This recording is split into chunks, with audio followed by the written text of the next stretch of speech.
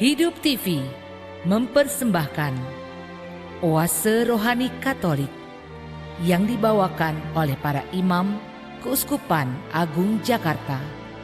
Selamat menyaksikan. Salam damai sahabat Oase Rohani Katolik yang terkasih. Apa kabarnya Anda semua hari ini? Semoga kita semua dalam keadaan baik dan penuh dengan sukacita. Senang sekali hari ini saya Felicia Lili dapat menemani Anda semua dalam acara Oase Rohani Katolik.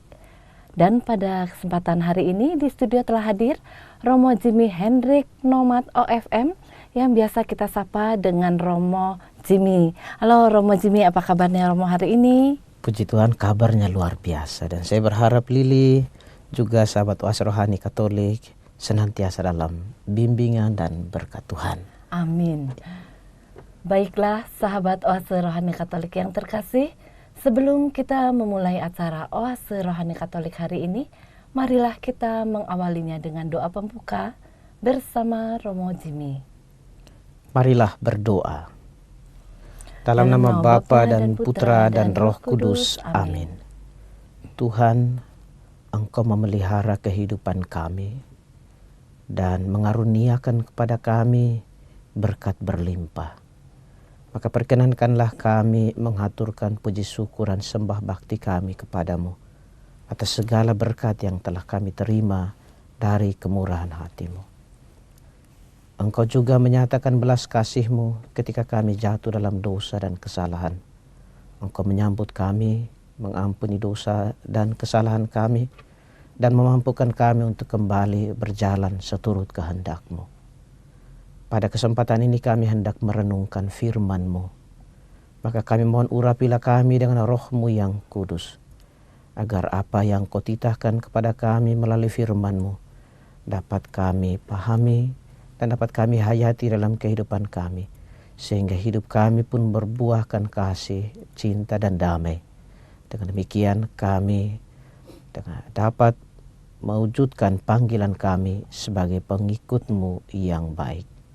Kami sembahkan diri dan memohonkan berkat-Mu melalui perantaraan Putra-Mu Tuhan kami Yesus Kristus yang hidup dan berkuasa kini dan sepanjang masa. Amin. Dalam nama Bapa dan Putra dan Roh Kudus. Amin. Sahabat Oase Rohani Katolik yang terkasih, hari ini kita memasuki pekan kelima Prapaskah. Dan sekarang marilah kita menyiapkan hati kita untuk mendengarkan bacaan-bacaan liturgi hari ini. Bacaan pertama diambil dari kitab Bilangan, bab 21 ayat 4 sampai dengan 9. Ketika umat Israel berangkat dari Gunung Hor, mereka berjalan ke arah Laut Teberau untuk mengelilingi tanah Edom. Bangsa itu tidak dapat lagi menahan hati di tengah jalan. Lalu mereka berkata-kata melawan Allah dan Musa. "Mengapa kamu memimpin kami keluar dari Mesir? Supaya kami mati di padang gurun ini? Sebab di sini tidak ada roti dan tidak ada air. Kami telah muak akan makanan hambar ini." Lalu Tuhan menyuruh ular-ular tedung ke antara bangsa itu yang memagut mereka, sehingga banyak dari orang Israel itu mati. Kemudian datanglah bangsa itu mendapatkan Musa dan berkata, "Kami telah berdosa, sebab kami berkata-kata melawan Tuhan dan engkau.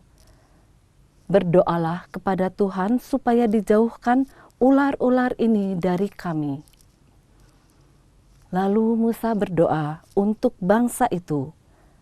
Maka berfirmanlah Tuhan kepada Musa, "Buatlah ular tedung dan taruhlah itu pada sebuah tiang.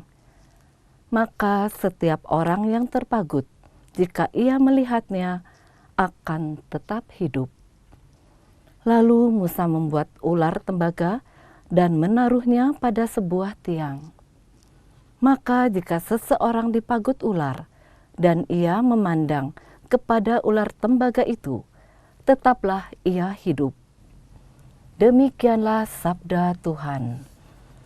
Syukur kepada Allah. Sahabat Oase Rohani Katolik yang terkasih, marilah sekarang kita menanggapi bacaan yang telah kita dengar dengan Mazmur tanggapan. Tuhan, dengarkanlah doaku, dan biarlah teriakku minta tolong sampai kepadamu. Tuhan, dengarkanlah doaku, dan biarlah teriakku minta tolong sampai kepadamu. Tuhan, dengarkanlah doaku, dan biarlah teriakku minta tolong sampai kepadamu. Janganlah sembunyikan wajahmu terhadap aku pada hari aku tersesak. Sendengkanlah telingamu kepadaku pada hari aku berseru. Segeralah menjawab aku. Tuhan, dengarkanlah doaku, dan biarlah teriakku minta tolong sampai kepadamu. Maka bangsa-bangsa menjadi takut akan nama Tuhan, dan semua raja bumi menyegani kemuliaan-Mu. Bila Engkau sudah membangun Sion dan menampakkan diri dalam kemuliaan-Mu, bila Engkau mendengarkan doa orang-orang papa dan tidak memandang hina doa mereka.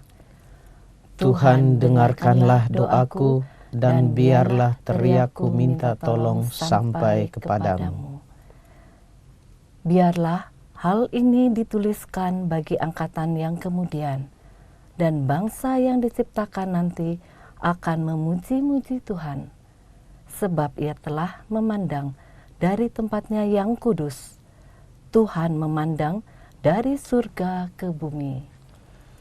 Tuhan, dengarkanlah doaku, dan biarlah teriakku minta tolong sampai kepadamu. Sahabat Oase Rohani Katolik yang terkasih, marilah sekarang kita menyiapkan hati untuk mendengarkan bacaan Injil hari ini. Bacaan diambil dari Injil Yesus Kristus menurut Yohanes, bab 8, ayat 21 sampai dengan 30. Tuhan bersamamu dan bersama rohmu. Inilah Injil Yesus Kristus menurut Santo Yohanes. Dimuliakanlah Tuhan. Maka Yesus berkata pula kepada orang banyak, Aku akan pergi dan kamu akan mencari aku, tetapi kamu akan mati dalam dosamu. Ke tempat aku pergi, tidak mungkin kamu datang. Maka kata orang-orang Yahudi itu, apakah ia mau bunuh diri, dan karena itu dikatakannya, ke tempat aku pergi, tidak mungkin kamu datang. Lalu ia berkata kepada mereka, kamu berasal dari bawah, aku dari atas. Kamu dari dunia ini, aku bukan dari dunia ini. Karena itu tadi aku berkata kepadamu, bahwa kamu akan mati dalam dosamu.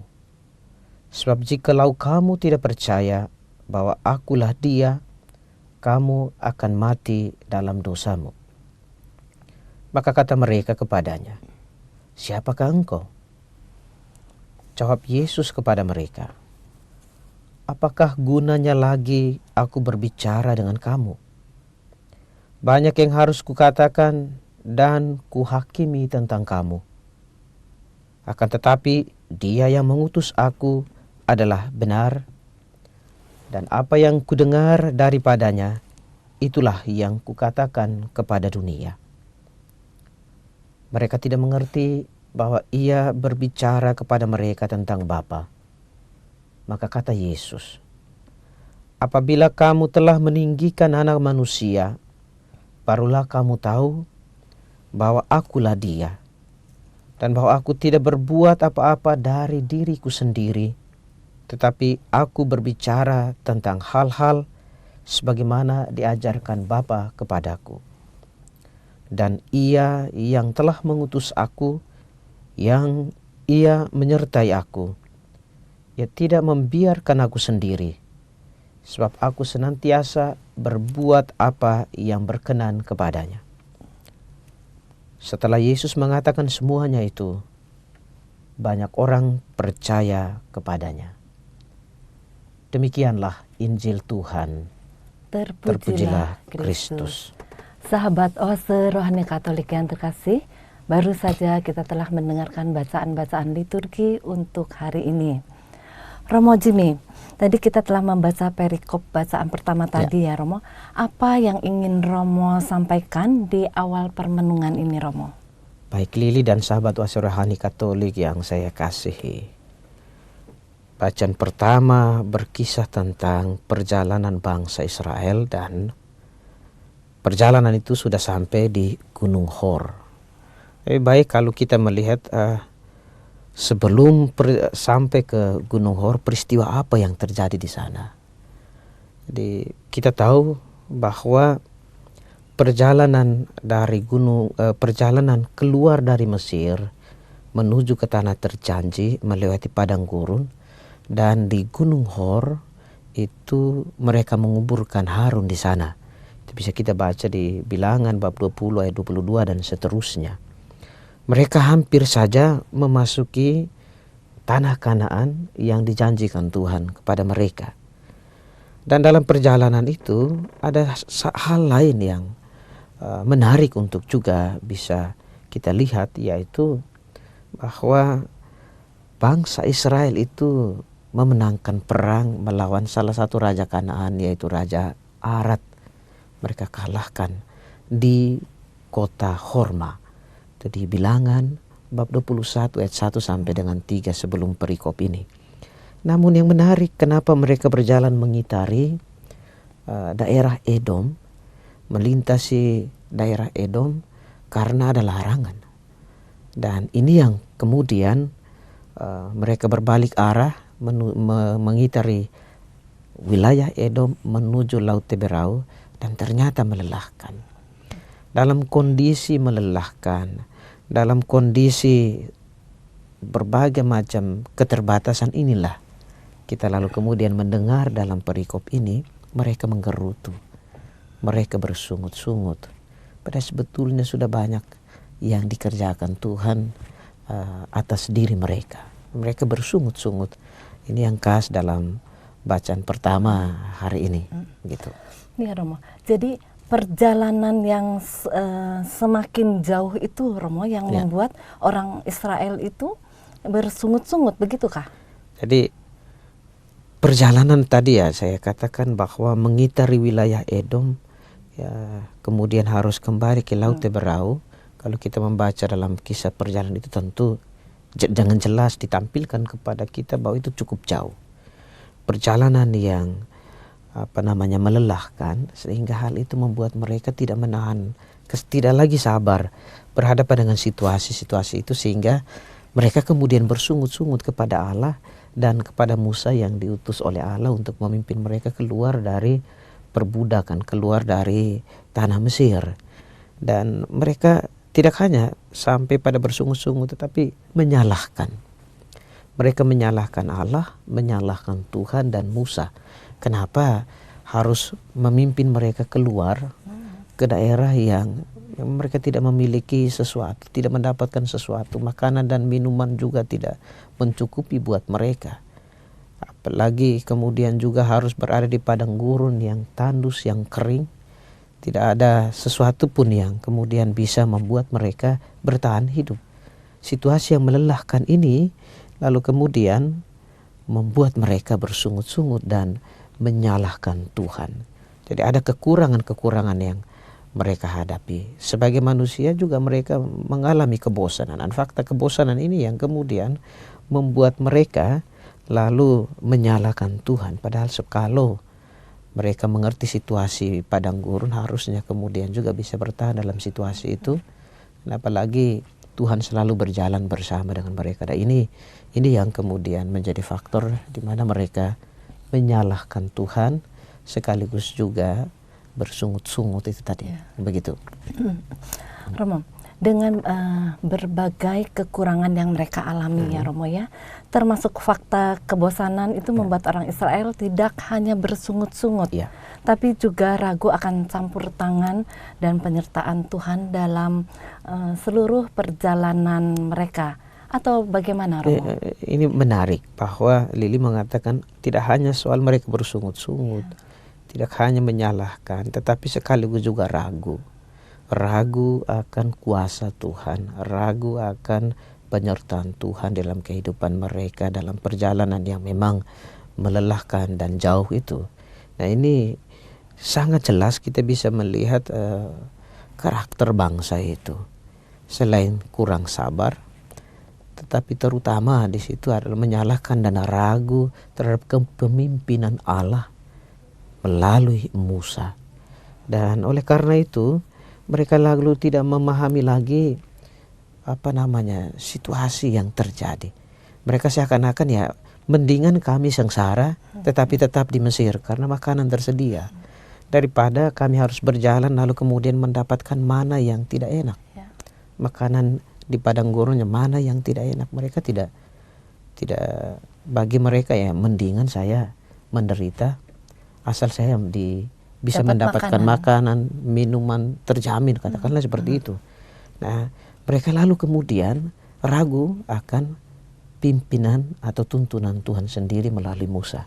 Jadi istilahnya Romo, kalau ini sengsaranya 2 kali gitu ya Romo. Iya. Udah capek yang nggak dapat makan dan minum juga. Udah capek lalu segala situasi itu serba terbatas. Air aja sulit. Makan dan minum apalagi kan. Jadi itu yang kemudian membuat mereka bersungut-sungut salahkan Tuhan dan ragu akan kuasa yang dimiliki oleh Tuhan. Mereka ragu akan penyertaan Tuhan dalam perjalanan hidup mereka itu. Jadi ini juga kemudian memberikan gambaran kepada kita sebagai manusia. Kerap kali juga kita sama seperti orang-orang Israel itu. Ketika berhadapan dengan situasi batas, yang terjadi adalah kemudian kita menyaksikan kuasa Allah yang bekerja di dalam diri kita melalui segala macam berkat, melalui segala macam rahmat yang dikaruniakan kepada kita. Jadi itu minimal 3 hal yang bisa kita temukan. Sungut-sungut salahkan Tuhan dan akhirnya ragu terhadap penyertaan Tuhan dalam hidup mereka. Begitu. Ya.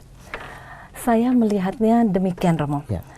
Orang Israel tidak hanya meragukan campur tangan Tuhan, tetapi mereka juga lupa bersyukur ya Romo. Ya, nah persis seperti itu. Jadi mereka tadi di awal saya katakan ada banyak hal yang sebetulnya sudah mereka alami.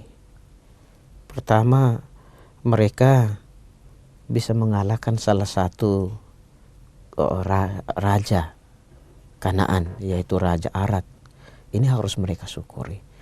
Lalu yang kedua, bahwa situasi padang gurun mereka mengerti. Ada keterbatasan, misalnya makanan dan minuman atau macam-macam hal, tetapi bahwa Tuhan masih kemudian memberikan kepada mereka mana di padang. Dan ini makanan yang sebetulnya juga kemudian sebagai manusia harus mereka syukuri. Otoritas Tuhan, campur tangan Tuhan sudah luar biasa atas diri mereka, tetapi mereka kemudian karena berpikir tentang masa lalu mereka di Mesir yang meskipun diperbudak tetapi segala sesuatunya itu terjamin dalam kacamata mereka. Lalu kemudian mereka membandingkan saat ini yang mereka alami seperti ini, lalu kemudian sehingga segala kebaikan yang dikerjakan Tuhan atas diri mereka, mereka lupakan itu. Mereka lupa bersyukur atas segala karya, atas segala hal yang telah dikerjakan oleh Tuhan ke atas diri mereka. Sehingga lalu teguran Tuhan jelas. Tuhan tidak mau hal ini terjadi dalam diri orang-orang Israel. Sehingga Tuhan menegur mereka dengan mengirimkan ular-ular tedung untuk memagut mereka. Dan kita tahu gambaran ular itu kan menakutkan. Gambaran atau ular juga dalam budaya Timur Tengah itu identik dengan kematian. Sehingga ular-ular itu lalu kemudian memagut mereka, sebetulnya sekaligus juga menyadarkan mereka akan kematian itu. Dan berhadapan dengan situasi seperti ini, mereka sadar. Mereka lalu menghadap Musa untuk mencari jalan keluar berhadapan dengan situasi yang amat mematikan itu. Karena mereka tidak hanya lupa bersyukur, tetapi juga ragu, bersungut-sungut dan salahkan Tuhan itu. Begitu. Ya. Setelah mendapat kesulitan yang lebih parah ya Romo, mereka kemudian sadar dan mencari jalan keluar. Nah, mungkin ini lebih akan menarik lagi, perlu untuk ditelisik lebih dalam lagi ya Romo ya. Bagaimana hal ini bisa dijelaskan Romo? Ya, jadi tadi sebetulnya kita sudah lihat bahwa ketika Tuhan murka, dalam bahasa perjanjian lama, Tuhan murka terhadap kedegilan hati mereka, terhadap segala keraguan mereka akan campur tangan Tuhan sendiri atas kehidupan mereka. Lalu mereka sadar akan apa yang situasi yang harus mereka terima. Ular-ular tedung itu memagut mereka. Lalu mereka datang kepada Musa memohonkan supaya Musa berdoa meminta perlindungan, meminta kehidupan dalam tanda kutip dari Tuhan sendiri. Dan Musa mendengarkan dan melakukan apa yang menjadi permohonan mereka. Ia sampaikan kepada Tuhan, lalu Tuhan memberikan petunjuk. Petunjuk itu jelas, menyuruh Musa untuk membuat ular tedung dari tembaga, lalu ditinggikan, dan setiap orang yang dipagut ular memandang ular tembaga itu akan hidup, akan diselamatkan, tidak akan mati. Dan ini lalu itu mereka lakukan, dan akhirnya mereka bisa terselamatkan dari situasi atau bahaya yang kian mengerikan buat mereka dalam situasi seperti itu. Jadi itu. Ya. Jadi hal yang bisa saya tangkap ya Romo ya dari bacaan ini dan uraian Romo adalah dalam situasi terbatas orang bertindak gegabah, dan hal itu hanya akan mendatangkan kesulitan baru baginya. Ya, ini persis dalam pengalaman bangsa Israel kan demikian. Mereka menyesal sudah membiarkan diri mereka dituntun oleh Allah melalui Musa. Tetapi lalu kemudian situasi yang tidak pernah mereka bayangkan, itu kesulitan-kesulitan, keterbatasan-keterbatasan. Dan ini lalu kemudian membuat mereka bertindak gegabah. Tadi kita sudah lihat mereka nggak bersyukur. Yang ada adalah sungut-sungut. Yang ada adalah menyalahkan Tuhan. Yang ada adalah tidak percaya atau ragu kepada penyertaan Tuhan atas diri mereka. Dalam kisah lain juga kita tahu bahwa lalu mereka kemudian membuat atau tindakan gegabah mereka yang lain adalah menyembah dewa. Dan macam-macam mereka berpaling kepada dari Tuhan, hingga relasi dengan Allah itu lalu menjadi goyang. Mereka tidak menunjukkan kesetiaan akan janji mereka untuk menjadi orang yang setia pada Tuhan, tapi sebaliknya bertindak gegabah karena situasi yang mereka alami itu. Ya. Dalam hidup kita Romo, manusia pun demikian ya Romo ya. Kerap kali dalam situasi-situasi sulit dan penuh penderitaan orang bertindak gegabah. Ya, dalam pengalaman hidup kita saya pikir banyak berbicara mengenai hal itu. Ketika kita mengalami banyak kesulitan, ketika kita diterpa dengan berbagai macam penderitaan, yang terjadi adalah kita lalu kemudian lepas kontrol. Kita kehilangan kendali atas diri kita sendiri, dan seperti bangsa Israel tadi bertindak gegabah. Macam-macam contoh bisa kita sebutkan ketika kita berhadapan dengan situasi batas. Saya mau katakan situasi batas dalam arti penderitaan, tantangan atau kesulitan yang kita hadapi. Kita gampang untuk menggerutu, mudah mengeluh. Tidak hanya sampai di situ, tetapi kita juga kemudian menyalahkan orang lain, bahkan menyalahkan Tuhan. Dan dalam banyak pengalaman juga kita temukan ada orang yang tidak hanya sekedar menyalahkan Tuhan, tetapi lalu kemudian berpaling dari Tuhan, meninggalkan Tuhan. Kalau Tuhan ada, kenapa dia biarkan saya mengalami situasi penderitaan dan kesulitan seperti ini? Padahal saya udah berdoa. Padahal dosa saya apa sih? Sampai kemudian saya harus menanggung penderitaan dan kesulitan yang kian besar seperti itu. Tuhan ada di mana? Tuhan ada di mana? Apakah Tuhan nggak tahu? Apakah Tuhan nggak lihat situasi hidup saya? Dan ini pengalaman-pengalaman kita sebagai manusia ketika berhadapan dengan kesulitan, tindakan gegabah yang kita lakukan seperti itu. Maka dengan simbol ular tembaga dinaikkan, ditinggikan, dan semua orang kemudian memandang ular tembaga itu yang ditinggikan itu selamat, itu juga sekaligus mau mengatakan kepada kita sebagai orang Kristiani, kita memandang Tuhan Yesus yang disalibkan, yang membawa keselamatan bagi kita. Di tengah setiap kesulitan, Tuhan tidak pernah membiarkan kita berjalan sendiri. Tuhan ada dan Tuhan berkarya dengan luar biasa atas hidup kita. Tuhan tahu apa yang sedang terjadi dan Ia juga akan membantu kita untuk menyelamatkan kita, membebaskan kita dari situasi penderitaan dan kesulitan itu. Hanya persoalannya adalah apakah kita sungguh percaya pada penyelenggaraan Tuhan itu atau tidak. Itu nanti sama seperti orang-orang Israel, tahu bahwa Tuhan yang memimpin mereka, tetapi lalu kemudian ragu dan tidak percaya ketika berhadapan dengan penderitaan atau batas situasi batas manusia kita. Nah, ini menjadi ruang refleksi buat kita sekalian. Sadar atau tidak, kita sebagai manusia selalu menghadapi atau selalu akan mengalami kesulitan dan penderitaan. Apakah kita akan gampang menyalahkan Tuhan? Apakah kita akan mudah mengeluh dan bersungut-sungut? Ataukah kita semakin berserah?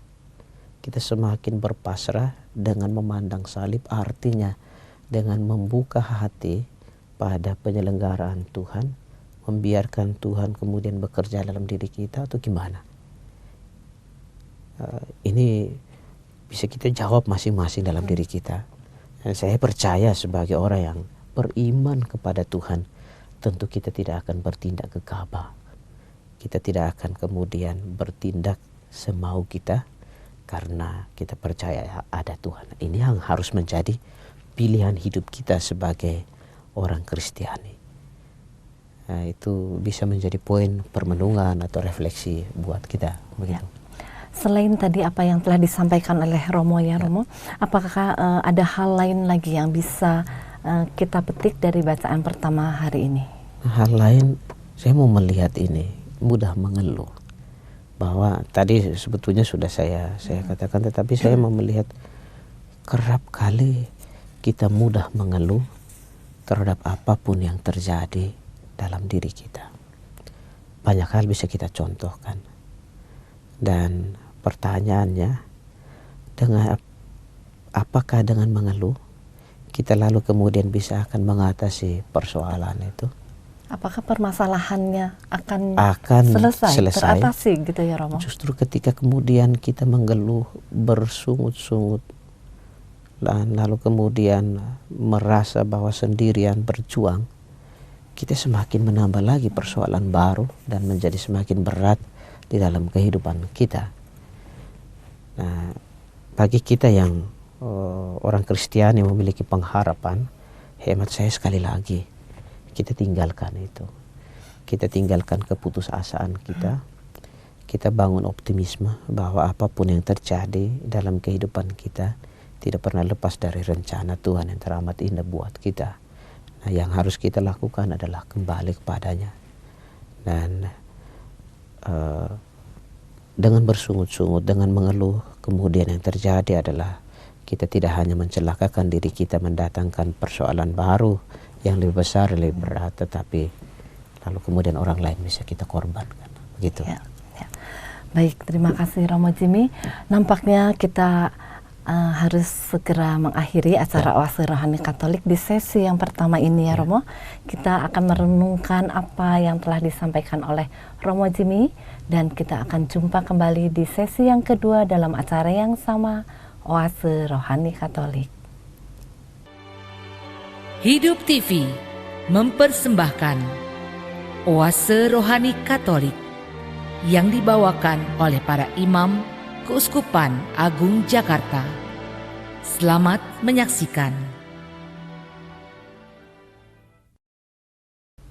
Sahabat Oase Rohani Katolik yang terkasih, jumpa kembali kita dalam acara Oase Rohani Katolik di sesi yang kedua.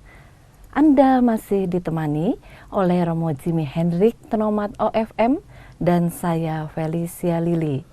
Bagi saudara-saudari yang terkasih, jika Anda mempunyai pertanyaan atau ingin sharing iman, Anda dapat mengirimkannya ke nomor 0881 02513 3438 atau dapat juga mengirimkannya melalui email ke alamat email kami di orkkaj@yahoo.com. Romo Jimmy, di sesi yang kedua ini kiranya Romo berkenan untuk mengulang sedikit ya Romo apa yang telah disampaikan dari sesi yang pertama tadi. Bacaan pertama kita bilangan berbicara kepada kita soal bangsa Israel yang bersungut-sungut kepada Allah, berhadapan dengan situasi yang mereka alami, perjalanan yang jauh dan melelahkan dan kekurangan makanan dan minuman. Tidak hanya sampai pada bersungut-sungut, tapi mereka menyalahkan dan ragu akan kuasa Allah atas diri mereka, penyertaan Allah atas diri mereka, mereka sangsikan. Dan akibatnya adalah Tuhan murka dan mengirimkan ular tedung. Gambar menyadarkan mereka akan kematian. Ketika mereka bersungut, tidak percaya atau ragu, maka mereka sebetulnya jatuh dalam dosa, dan dosa ini adalah lambang kematian. Mereka disadarkan dan akhirnya kemudian kembali kepada Tuhan, sehingga dengan Allah menyuruh Musa untuk meninggikan ular tembaga. Setiap mereka yang dipagut ular tedung memandang kepada ular tembaga itu, mereka akan diselamatkan. Dan hemat saya ini ada korelasinya dengan bacaan Injil yang kita dengarkan hari ini, begitu. Nah, Romo, sekarang pada bagian kedua ini ya Romo, kita akan merenungkan bersama pesan Injil. Nah, bagaimana korelasi pesannya dengan bacaan pertama tadi, Romo? Jadi bacaan pertama jelas, ular umat Israel mengalami saat-saat yang sulit di padang gurun. Mereka meragukan Tuhan dan pertolongan Tuhan, sehingga tadi seperti yang saya jelaskan sebelumnya, mereka lalu kemudian berpaling, bersungut-sungut, salahkan Tuhan dan lain sebagainya. Tuhan menegur mereka, dan akhirnya kemudian dengan meninggikan ular tedung, Musa melakukan hal itu, mereka disadarkan untuk kembali. Ada belas kasihan Tuhan. Nah, ini menarik untuk kemudian kita dalami soal diangkat atau ditinggikan. Nah, kita dalam perjanjian baru menjadi jelas bahwa salib Kristus menjadi simbol kemenangan buat kita sekalian. Sehingga ketika berhadapan dengan persoalan itu, kita memandang ke langit, dalam arti memandang ke atas, seraya memohon belas kasihan dari Tuhan sendiri. Ketika seseorang bergumul dalam hidupnya, ia memandang Kristus yang tersalib, di sana ia akan menemukan keselamatan yang benar. Minimal korelasinya di situ antara bacaan pertama dan bacaan Injil. Jadi fokus kita ketika kita berbicara mengenai ular tedung yang ditinggikan, kemudian mereka yang memandang dapat diselamatkan, fokus kita pada salib Kristus yang ditinggikan, Yesus Kristus yang ditinggikan dan diangkat, atau ditinggikan di atas kayu salib. Dia menderita buat kita sekalian, tetapi penderitaannya membawa keselamatan, sehingga kita yang bergumul dalam situasi keterbatasan kita, penderitaan dan kesulitan kita datang kepada Yesus dan kita akan menemukan keselamatan. Kita akan dibebaskan dari segala situasi batas kehidupan kita sebagai manusia. Begitu. Jadi boleh saya katakan bahwa korelasi antara kedua bacaan hari ini ya Romo terletak pada mengarahkan pandangan pada ular tembaga dan salib Kristus, maka orang akan diselamatkan, atau bagaimana Romo? Persis demikian menurut saya, bahwa dengan bacaan pertama jelas memandang ular tembaga, orang diselamatkan. Dengan memandang salib Yesus, dengan memandang Kristus yang tersalib, kita juga diselamatkan. Jadi poinnya di situ bahwa Yesus datang dari surga dengan segala kuasanya, tetapi ia ditolak, ia ditentang, bahkan harus mengalami penderitaan, sengsara dan maut. Manusia kemudian berdosa melawan kuasa cintanya itu, Tetapi dosa lalu menghantar, dosa seperti tadi kita katakan, kita renungkan dalam bagian pertama, bacaan pertama, dosa itu membawa kematian.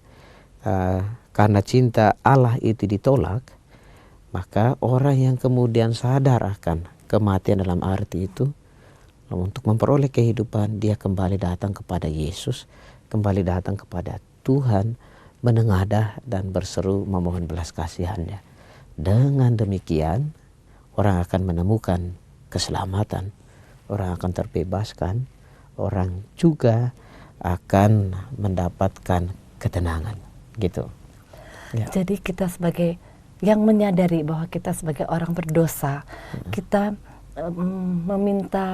memohon kepada Tuhan, minta belas kasih kepada Tuhan ya untuk diselamatkan ya Romo. Sebagai orang beriman sudah seharusnya demikian. Ada kesadaran di dalam diri bahwa cara hidup kita itu sudah semakin jauh dari Tuhan, maka kita mesti memperbaikinya. Bahwa kita berhadapan dengan kelemahan kita, itu kita lalu harus bergerak, kita harus bangkit. Kerap kali kan yang terjadi kan kita bersembunyi di balik kelemahan manusiawi kita. Ya namanya juga saya manusia.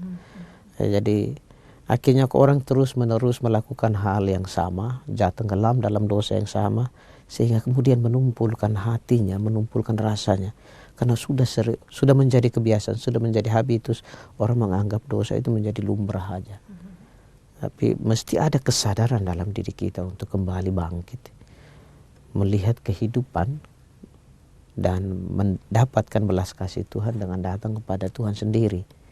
Jadi itu menurut saya di situ letaknya. Dengan memandang berarti kita mau menengadah dan berserah serta memohonkan belas kasih Tuhan supaya Ia bisa mengampuni kita, Ia bisa memberkati kita dan bisa kembali menuntun kehidupan kita menjadi lebih baik.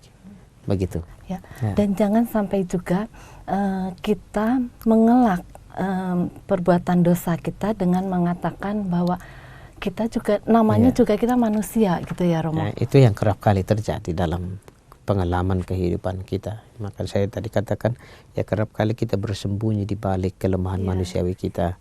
Lalu ya kita terus saja melakukan hal yang sama. Hemat saya ini bukan pilihan cara hidup orang beriman Kristiani.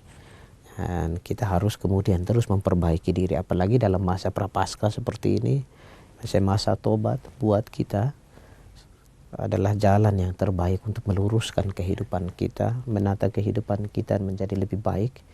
Dan caranya adalah bertobat, tinggalkan kedosaan kita dan kembali. Jangan terus menerus kita kemudian membiarkan diri tenggelam dalam dosa dan bersembunyi di balik kelemahan manusia. Saya kan manusia, saya kan punya banyak kelemahan dan keterbatasan. Kalau kita masih memiliki prinsip seperti itu, berarti kita juga kemudian kurang terbuka atas rahmat Allah yang bekerja dalam diri kita, begitu. Ya, ada hal lain Romo yang ingin saya tanyakan dan dalami lagi ya Romo, yaitu dalam Injil hari ini saya melihat dan memahami bahwa Yesus memperkenalkan dirinya sebagai utusan atau duta. Apakah seperti itu Romo? Jadi baik Lili dan sahabat Oase Rohani Katolik yang saya kasih, tadi dalam Injil jelas Yesus mengatakan, aku tidak berbuat apa-apa dari diriku sendiri, tetapi aku berbicara tentang hal ini sebagaimana diajarkan oleh Bapa kepadaku. Dan Ia yang telah mengutus aku menyertai aku, tidak membiarkan aku sendiri, sebab aku senantiasa berbuat apapun yang berkenan di hadapannya. Apa yang dikatakan oleh Yesus ini jelas menunjukkan kepada kita bahwa Ia menyadari diri sebagai seorang duta. Seorang duta yang sekaligus juga melakukan apa yang dikehendaki oleh pengutusnya, oleh Bapa. Katakanlah seperti itu. Ia diutus oleh Bapa dan sekaligus juga setia pada amanat sebagai utusan Bapa. Selain itu, kriteria Yesus juga sangat jelas, yaitu apa yang didengar dari Bapa, itulah yang dikerjakan, itulah yang dilakukan. Bukan supaya namanya diagungkan dan dipuji dan dipuja oleh banyak orang, tetapi supaya kemuliaan Bapanya di surga itu semakin ditinggikan oleh banyak orang. Nah ini kan menjadi jelas bahwa dia menjadi duta dalam arti itu, menjadi utusan dalam arti itu. Sehingga bagi saya lalu juga menjadi poin refleksi buat kita. Kerap kali kita lakukan sesuatu dan kemudian sesuatu itu mendatangkan keberhasilan, yang ada adalah kebanggaan diri. Kita lalu kemudian ketika sudah jatuh pada kebanggaan dan kesombongan, kita lupa siapa yang bekerja di belakang kita. Kita menempuk dada, kita kemudian mengatakan siapa lagi kalau bukan saya. Ini kita belajar dari apa yang dikatakan oleh Yesus. Dia mengatakan saya melakukan apa yang dikehendaki oleh Bapa. Maka ketika kita kemudian Tuhan memberkati kita melalui berbagai macam keberhasilan, yang mesti ada adalah kerendahan hati, sikap syukur mesti ada, dan kemudian kita mesti juga lalu harus menyelami lebih jauh bahwa seperti tadi Tuhan Yesus mengatakan, Bapa menyertai aku senantiasa. Kita tahu dan yakin bahwa apa yang kita alami itu terjadi karena penyertaan Allah yang luar biasa atas diri kita. Hingga dengan demikian tidak ada ruang buat kita untuk bangga dan untuk sombong dan menepuk dada dan lain sebagainya atas apa yang terjadi. Begitu. Ya. Kalau demikian Romo, maka bacaan Injil kita hari ini juga sekaligus menegaskan soal panggilan kita sebagai duta atau utusan Allah. Nah, Romo bisa membantu menguraikan hal ini agar kita dapat lebih memahami panggilan kita itu. Tadi saya sudah katakan bahwa Yesus sendiri menyadari bahwa dia adalah duta atau utusan Bapa. Tugas dan karyanya adalah melaksanakan kehendak Bapa, dan kita sebagai pengikutnya sudah jelas kita juga memikul hal yang sama. Ke dalam diri kita disematkan tugas yang sama, itu menjadi utusan Tuhan, menjadi utusan Yesus. Sehingga yang kita lakukan sebetulnya adalah apa yang dilakukan oleh Tuhan. Apa yang dilakukan oleh Tuhan? Kebaikan demi kebaikan. Membawa kedamaian, membawa sukacita bagi orang lain dalam kehidupan kita. Maka mari kita bertanya, dalam satu hari misalnya, perbuatan baik apa yang kita lakukan sehingga membuat orang lain damai dan tenang? Kalau sebagai pengikut, sebagai duta atau sebagai utusan Bapa, sebagai utusan Tuhan, perbuatan baik apa yang kita lakukan yang mendamaikan orang lain? Kalau dibandingkan dengan perbuatan sebaliknya, mana yang lebih besar? Perbuatan baik yang mendamaikan atau justru karena sikap tutur kata kita itu membuat orang lain merasa sakit, merasa dihina, merasa dipojokkan, itu jauh lebih besar. Kalau itu yang jauh lebih besar, maka kita kurang menjalankan fungsi atau tugas kita sebagai seorang utusan Tuhan, sebagai duta yang membawa cinta kasih Tuhan. Maka bagi saya kesadaran ini yang harus kita angkat. Kita diutus dan kita menjadi utusan Tuhan, menjadi utusan Yesus, maka biarkan cara hidup Yesus itu menjadi cara hidup kita. Sulit memang, boleh dikatakan ya, memang sebagai manusia kita akan sulit, tetapi kalau kemudian sekali lagi kita menyerah pada kelemahan manusiawi kita, berarti kita menyaksikan karya rahmat Tuhan dalam diri kita. Kita harus percaya bahwa Allah bekerja sama seperti yang dikatakan oleh Yesus tadi. Bapa menyertai aku senantiasa. Hal yang sama juga. Menjadi utusan berarti ia tidak pernah membiarkan kita berjalan sendiri. Ia akan memampukan kita dengan berkat-Nya untuk menjalankan atau menghidupi cara hidupnya. Membawa damai, sukacita, kasih, dan lain sebagainya. Kebajikan-kebajikan Kristiani bisa kita runut, bisa kita sebutkan banyak hal itu. Begitu. Dalam Injil tadi Yesus juga menjelaskan siapa dirinya ya Romonya, dan mengatakan bahwa dia berasal dari atas, bukan dari bawah, maksudnya bukan dari dunia gitu ya Romonya. Nah, mohon bisa diperjelas lagi ini Romo. Di awal tadi langsung dikatakan seperti itu. Yesus mengatakan siapakah dirinya. Dia dari atas, dari sorga yang diutus oleh Bapa ke dunia. Nah, dia bukan dari dunia. Sementara orang Farisi atau orang-orang yang mendengarkannya dari dunia. Dan hal ini sekaligus mau menegaskan kepada orang-orang di sekitarnya, khususnya orang-orang Farisi, akan kedosaan mereka.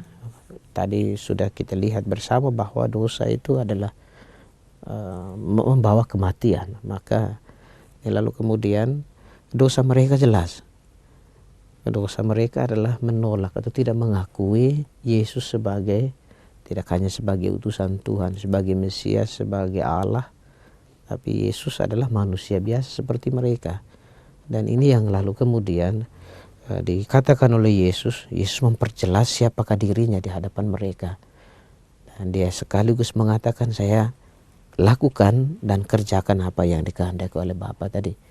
Jadi hemat saya dengan memperkenalkan diri bahwa dia dari atas, mau mengatakan bahwa dia sungguh adalah Allah yang diutus oleh Bapa untuk mengerjakan kebaikan, untuk mengerjakan banyak hal bagi manusia, hanya manusia menolaknya. Mungkin ini juga kemudian bisa dipahami kalau kita melihat orang-orang Farisi yang hidup dalam cara atau tradisi lama, mungkin mereka akan melihat dia sebagai manusia, bukan sebagai nabi. Tetapi tidak demikian. Yesus mengajarkan kepada mereka, membuka hati mereka karena ketidakpercayaan atau sikap penolakan mereka terhadap kemahakuasaan yang dimiliki oleh Yesus sendiri. Begitu. Romo, sebelum kita menutup permenungan kita hari ini ya Romo ya, ada hal apa lagi yang bisa kita petik dari bacaan suci hari ini Romo? Jadi dari bacaan pertama juga bacaan Injil hari ini, saya melihatnya demikian. Ketidaksetiaan, sungut-sungut dan keluhan orang Israel menghantar mereka untuk bertindak tidak tepat dan tidak benar di hadapan Tuhan. Dan pengalaman hidup kita sebagai manusia pun demikian. Tadi di bagian pertama kita sudah renungkan bersama berkaitan dengan ini. Tetapi yang menarik untuk kemudian selalu kita kita hayati dalam kehidupan kita adalah soal kesadaran orang-orang Israel akan kesalahan mereka, dan mereka kembali kepada Tuhan melalui Musa, meminta dan berdoa kepadanya. Dan ini akhirnya saya mau mengatakan hal yang, atau menegaskan lagi apa yang sudah tadi saya katakan, bahwa mesti ada kesadaran dalam diri kita untuk kembali kepada Tuhan ketika kita bersalah. Dan ketika kita berdosa, kita menengadah ke langit, menengadah ke atas, bukan ke langit, menengadah ke atas, memandang Tuhan dan memohonkan belas kasih-Nya. Sekaligus juga kita harus menata kehidupan kita dengan lebih baik. Itu hal yang pertama. Hal yang berikut adalah Yesus menunjukkan kepada kita siapakah dirinya. Kita semua beriman teguh kepadanya. Dan pertanyaannya adalah, kalau kita sungguh percaya kepadanya, apakah kehidupan kita sungguh-sungguh diwarnai oleh sikap iman yang benar atau tidak? Atau kita setengah-setengah? Kita hanya kemudian membedakan antara hal yang rohani. Wah, saya udah, sikap iman saya jelas. Saya udah berdoa, udah baca firman Tuhan, udah ikut kegiatan lingkungan. Tetapi ada banyak hal di luar itu yang kemudian membuat kita atau dengan jelas menunjukkan bahwa kita ini bukan orang Kristiani. Kita biarkan diri kita, saya selalu menyebutnya, biarkan diri kita terserang virus AIDS. Apa? Kenapa dibilang begitu Romo? Itu akronim sebetulnya. AIDS itu amarah, iri, dengki, serakah. Jadi tidak hanya bersungut-sungut, tetapi juga kita menimbun amarah dalam diri kita, iri, kedengkian dalam diri kita, dendam, serakah dan sombong. Nah, hal ini yang lalu kemudian menjadi tantangan tersendiri, menjadi kesulitan buat kita. Ketika kita membiarkan ini terus ada dalam diri kita, maka virus ini akan menyebar. Virus ini akan kemudian membawa kita pada kehancuran atau kematian, dalam tanda kutip kematian secara rohani. Kita lalu kemudian tidak bisa dibanggakan sebagai seorang Kristiani, seorang pengikut Yesus yang baik. Jadi maka yang perlu kita lakukan adalah bangun dan kita bergerak untuk maju seturut kehendak Tuhan. Tanda paling jelas bahwa kita ini adalah orang beriman Kristiani adalah bisa sedapat mungkin menjadi orang yang sabar. Jangan sampai kita mengatakan bahwa kita adalah umat Kristiani, tetapi pada saat mengalami pencobaan atau penderitaan, kita malah meninggalkan Tuhan gitu ya Romo. Nah persis itu. Jadi bahwa namanya manusia pasti kita akan mengalami kesulitan. Tetapi kita lebihnya adalah manusia beriman Kristiani. Ketika berhadapan dengan situasi itu, iman kita yang harus kemudian meneguhkan kita, menopang kita bahwa Tuhan tidak pernah meninggalkan kita. Tuhan berjalan selalu bersama dengan kita. Jadi bangsa Israel telah mengalami teguran yang luar biasa keras dengan ular tedung yang mematikan, pagutannya mematikan buat mereka. Kita pun demikian, harusnya kemudian dosa itu mematikan, membawa kehancuran buat diri kita. Apalah artinya kemudian kita mengakui diri sebagai orang beriman Kristiani kalau lalu kemudian kita masih terus membiarkan kematian itu menggelayuti dalam diri kita dengan terus melakukan kesalahan dan dosa, hal-hal yang gak benar di hadapan Tuhan. Begitu. Ya, percayalah Allah Bapa kita selalu menyertai dalam setiap langkah hidup kita ya Romo ya. Romo, di pekan kelima Prapaskah ini ada pesan apa lagi yang ingin Romo sampaikan? Tuhan memberikan kepada kita waktu dan kesempatan untuk berbenah diri. Ketika kita masuk dalam masa Prapaskah, masa puasa seperti ini, kita berarti disayang oleh Tuhan. Ia memberi kesempatan buat kita untuk memperbaiki, menata hidup kita dengan lebih baik. Maka adalah saatnya buat kita untuk meluruskan kehidupan kita. Sehingga ketika kita merayakan Paskah, sukacita kebangkitan, itu sungguh-sungguh ada kebahagiaan dalam diri kita. Kita tinggalkan hal-hal yang gak benar. Dan mari kita bangun kehidupan kita menjadi lebih baik. Kita ini adalah utusan Tuhan. Dan kita biarkan cara hidup Tuhan itu menjadi cara hidup kita. Mungkin ini yang bisa kita menjadi pesan buat kita ketika kita menjalani masa puasa. Apalagi di pekan Prapaskah yang terakhir ini, hemat saya menjadi saat yang luar biasa buat kita untuk terus menerus menata kehidupan kita menjadi lebih baik. Begitu. Ya. Pertanyaan untuk kita semua. Adakah kita memiliki disposisi batin yang baik untuk mampu mengenal, mencintai, dan menerima Dia, serta menaruh seluruh pengharapan dan hidup kita di dalam kasih-Nya? Sahabat Oase Rohani Katolik yang terkasih, kita akan segera mengakhiri acara Oase Rohani Katolik hari ini dengan doa penutup dan mohon berkat melalui Romo Jimmy. Marilah berdoa. Dalam nama Bapa dan Putra dan Roh Kudus. Amin. Tuhan, terima kasih Engkau berbicara kepada kami melalui firman-Mu. Engkau menuntun kehidupan kami untuk boleh memperbaiki hidup kami, menata hidup kami menjadi lebih baik. Dan dengan memandang Putra-Mu, kami sekaligus juga membuka diri terhadap keselamatan yang dibawa oleh Putra-Mu, Tuhan kami Yesus Kristus. Mampukanlah kami dengan segala berkat-Mu dan urapilah kami dengan Roh Kudus-Mu sehingga kami boleh berbenah diri pada masa Prapaskah ini, boleh menata kehidupan kami menjadi lebih baik lagi. Biarkanlah kami melakukan apa yang setahu kami yang Kau kehendaki untuk kami perbuat sebagai bagian dari tugas perutusan dan panggilan kami sebagai murid-Mu, sebagai utusan-Mu.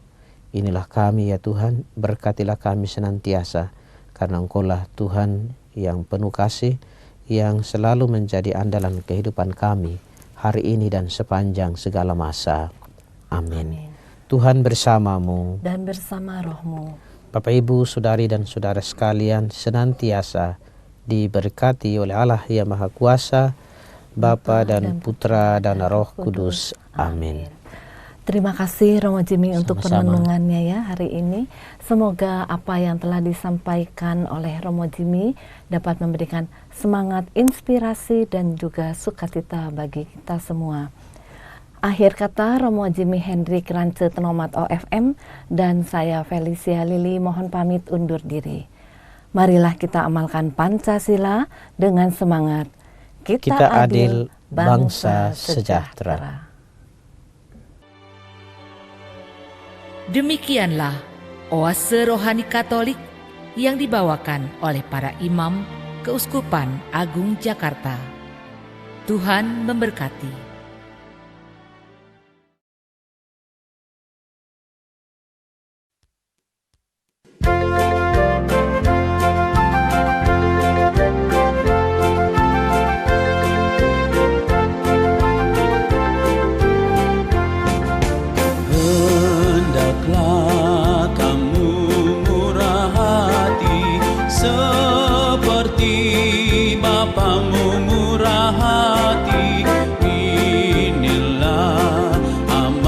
Sabda suci, wujudkanlah dengan berbagi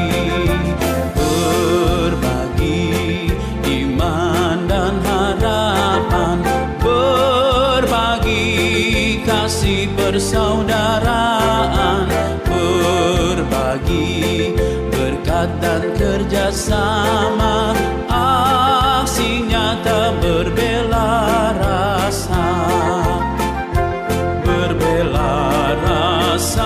Pada yang lemah kecil, berbela rasa pada miskin tersingkir, berbela rasa pada yang sakit cacat, sesama sukacita, Bapa pun sukacita.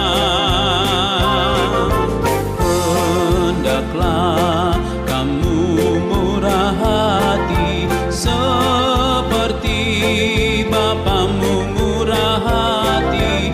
Inilah amanat sabda suci, wujudkanlah dengan berbagi iman dan harapan, berbagi kasih persaudaraan, berbagi berkat dan kerjasama, aksi nyata berbela rasa, aksi nyata berbela rasa.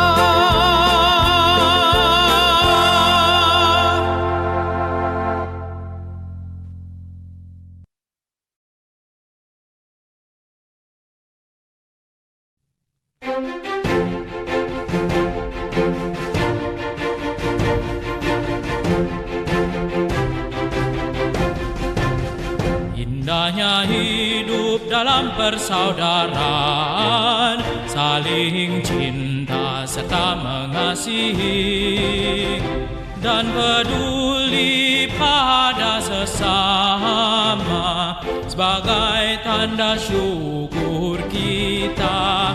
Rela hati dan tulus berkorban, menolong orang yang berkesusahan. Ungkapkanlah rasa syukurmu dengan sikap berbela rasa, peduli pada sesama. Itulah wujud syukur, karena tiada syukur tanpa peduli.